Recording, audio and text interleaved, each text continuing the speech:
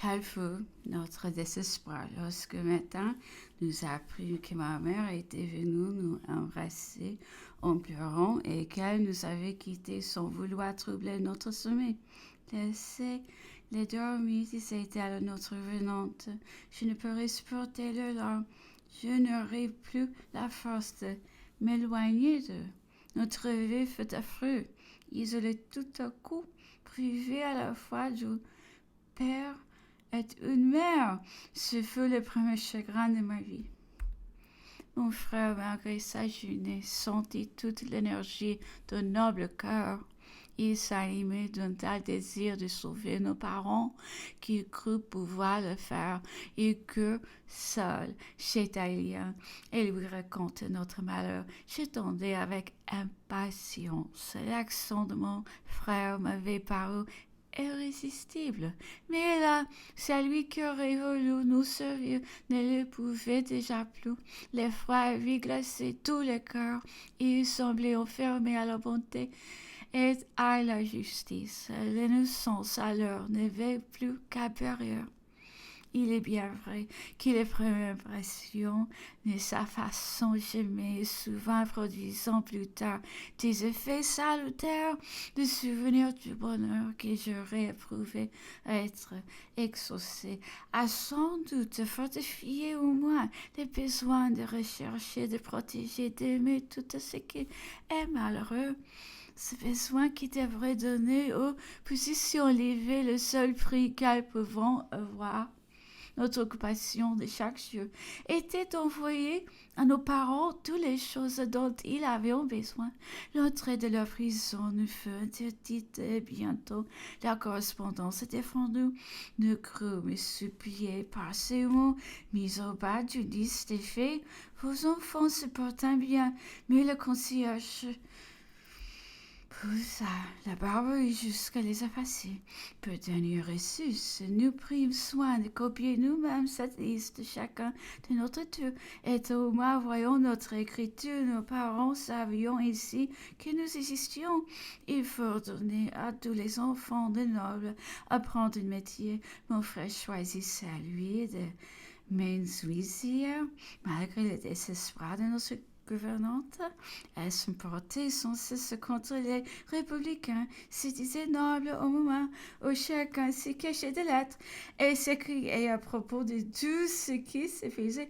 On n'aurait jamais vu pareille chose sous l'Ancien Régime.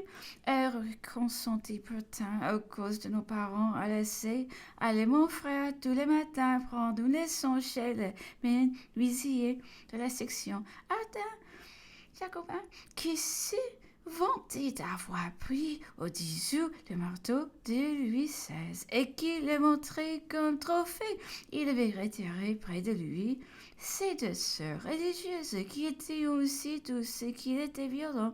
Cependant, il traitait mon frère toujours avec beaucoup d'égard et ses sœurs en cachette, donnant à Eugène des petites images de la Vierge, des petites saints qui me reportaient de leur part avec une joie extrême comme récompense de son travail. Depuis que nous avions quitté la princesse de Hohenzollern, nous allions régulièrement passer le dimanche chez elle. Son frère avait été arrêté au même temps que mon père. Alors elle nous désira plus souvent pour rompre l'ennui de la solitude et de distraire de ses chagrins par les témoignages de l'affection qu'elle nous portait dans notre isolement. Nous au moins une appui. À cette époque, on avait ordonné à Paris un grand banquet patriotique. Chaque maison devait avoir pour séjour solennel une seule table dressée dans la rue, et maître et domestique, femmes, hommes et enfants, tous devaient souper ensemble sous peine d'être arrêtés. Il était impossible de se soustraire à cet ordre, car un décret avait enjoint d'inscrire sous bonne carte collée à la grande porte, le nom de tous les habitants de chaque maison sans distinction. Le grand hôtel où nous logions était presque désert car ma mère était en prison, ainsi qu'une famille américaine tout entière qui était liée avec elle et s'était logée dans la même maison. Notre domestique, notre femme de chambre, le portier, mon gouvernante, mon frère et moi, nous en représentions seul à ce banquet le propriétaire, ma gouvernante, mademoiselle de Lannoy, qui se prétendait de Lannoy de Flandre, était furieuse d'être obligée de s'asseoir à la même table que les domestiques, les portiers, et qui avait été élevée au couvent de Saint-Cloud et qui avait vu passer la reine 2 fois dans sa vie, ne pouvait concevoir une semblable confusion des rangs. Elle nous répétait souvent encore qu'on n'aurait pas imaginé de telles choses sous l'Ancien Régime.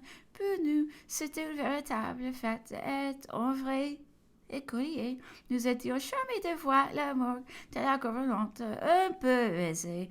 D'ailleurs, quoique bien jeunes, nous sentions, mon frère et moi, que ces prétentions ridicules pouvaient ennuyer eux-mêmes à la position de nos parents qui, tous deux, étaient en prison. Notre table était placée devant la porte et nous allions nous asseoir lorsque nous entendîmes apostropher de noms si rédutés d'aristocrates par les passants que nous reprochions de ne pas faire les choses convenablement et qui déclarions qu'il fallait aligner au milieu de la rue ce que nous hâtons de faire. Le temps était beau, toutes les lumières disposées sur les tables, toute cette population réunie dans la rue, les uns soupant, les autres circulant, par curiosité, produisant un effet tout nouveau, par le rendre plus brillant. Il eût fallu illuminer les maisons, car dans les quartiers hôtels, les rues étaient ensemble. Après notre souper, nous priâmes mademoiselle de Lannoy de nous mener voir quelques quartiers de Paris plus populaires et plus gais que le nôtre. Dans les rues abouties, que les tables étaient réunies sans interruption, quelques-unes étaient décorées d'un toit de feuillage et tout cet ensemble produisait une forte belle effet. Mais la franche gaieté manquait à cette fête. L'inquiétude se manifestait sur presque tous les visages. Des hommes mal mis parcourant la ville, buvant, chantant, criant et effrayant les bons bourgeois qui n'avaient pas l'air très rassurés de leur éclat de gaieté. Dans les rues les plus pauvres, le peuple avait mieux conservé son humeur enjouée et tout expressif au moment où nous passions ou s'habiller dans la toilette la plus négligée de ces jours ordinaires. Se lève de table, s'approche tout en riant de notre gouvernante et l'embrasse si peu le coup qu'elle nous répète et nous ramenons promptement à notre maison. Qu'on ne réjouissez-vous pareille chose sous l'ancien régime, mon frère, au spectacle de l'humiliation de notre gouvernante me regarda avec malice, car la pauvre mademoiselle de Lannoy était bien laide, et Eugène soutenait que cet homme avait deviné sa fierté et ne l'avait embrassé que pour le corriger un peu. Moi, je lui disais, je suis bien contente d'être petite, car ce vilain homme m'aurait peut-être embrassé aussi. Je ne l'aurais pas permis, répondait mon frère, en se redressant de toute la hauteur de sa taille de 12 ans. J'ai encore le souvenir tout présent de quelques fêtes de cette époque. Elles étaient en grande, imposantes, mais depuis j'ai remarqué bien plus de gaieté parmi le peuple. Sa puissance alors n'était pas sans inquiétude. Sa misère était extrême. L'enivrement qui avait existé du temps de la Fédération avait fait place à une terreur qui se communiquait du plus haut rang au plus bas, car le terreur réagissait alors sur ceux-mêmes qui frappaient et qui souvent n'étaient cruels que par crainte. Je revenais un jour de chez la princesse de Hohenzollern avec sa plus jeune femme de chambre qui nous ramenait rue Saint-Dominique où nous logions. Mon frère était resté assis les sons au-dessus d'une rue. Nous vîmes tout à coup une troupe d'hommes assez nombreux s'avancer de notre côté au son d'une musique brillante. Tout le monde semblait s'être retiré pour ne pas se trouver sur la route. Les portes et les fenêtres des maisons feront à l'instant fermées à leur approche et les portiers eux-mêmes n'étaient pas attirés par la curiosité en dehors des hôtels. Effrayée, la jeune femme des chambres et moi de nous trouver absolument seuls dans la rue, nous osions ni retourner sur nos pas, ni aller en avant, et nous nous réfugiâmes dans l'enfoncement d'une porte cochère. J'ignore encore ce qu'était cette troupe. Je me rappelle seulement avoir vu passer une bande d'hommes, les bras nus, chantant Ça ira et la Marseillaise, et portant en triomphe une statue de la liberté. J'étais fort petite, mais leur aspect furieux dont je ne me rendais pas compte me faisait trembler. Je devins plus effrayée encore lorsque je les vis s'arrêter en face de moi et avec les imprécations les plus violentes de vouloir enfoncer une porte, demander des échelles, accuser hautement les propriétaires de la maison d'être des aristocrates et les menacer de la lanterne parce qu'on passait, ils avaient remarqué une vierge sculptée sur le fronton de la maison. Les échelles feront à l'instant apporter de je ne sais où et d'un coup de sabre, ces furieux mutileront la statue.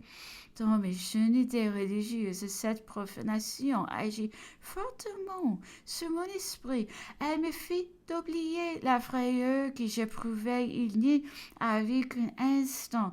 Et elle appela ma commisération sur le sort terrible dont je voyais déjà les profanateurs toutes prêtes à être frappés.